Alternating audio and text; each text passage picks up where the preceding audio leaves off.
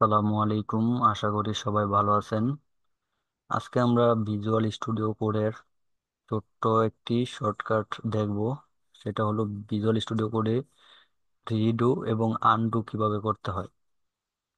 তো আমরা যদি এখানে চলে যাই, মানে আমি এই পিটা রাখতে চাই না। তো এখান থেকে আমি কাইটা দিলাম, এটা কাইটা দিলাম, টোটালি কাইটা দিলাম। তো এখন আমার বিষয় হলো, আমি কাজ প্র্যাকটিস করার সময় অথবা কাজ করার সময় এই বিষয়টা আবার আনতে চাই। দেখা গেছে আমার পিটা আবার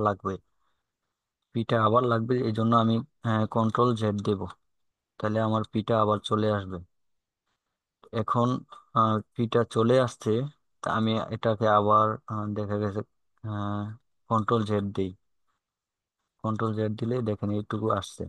তা আমি এখন সবগুলা কাইটা দিলাম। সবগুলা কাইটা দেওয়ার পরে এখন আনার সিস্টেম কি, মানে ওটা তো আমি সরিয়ে দিছি এখান থেকে। এখন আনার সিস্টেম কি, মানে এটাকে আবার নতুন করে আমি এখানে ইনক্লুড করব কিভাবে। সেজন্য আমরা কন্ট্রোল ওয়াই প্রেস করব। কন্ট্রোল ওয়াই যত প্রেস করবেন আপনার ওই কোডগুলা আস্তে আস্তে এখানে চলে আসবে। তা আশা করি বুঝতে পারছেন, মানে কোনো কিছু সরিয়ে নেওয়ার জন্য কন্ট্রোল জেড, আর কোনো কিছু ফিরিয়ে আনার জন্য কন্ট্রোল ওয়াই। আজকের ভিডিওটি এই পর্যন্তই ছিল, আশা করি বুঝতে পারছেন। ভিডিওতে কোনো ভুল ত্রুটি থাকলে ক্ষমা দৃষ্টিতে দেখবেন। সবাই ভালো থাকবেন, দেখা হবে নতুন কোনো ভিডিওতে। আসসালামু আলাইকুম।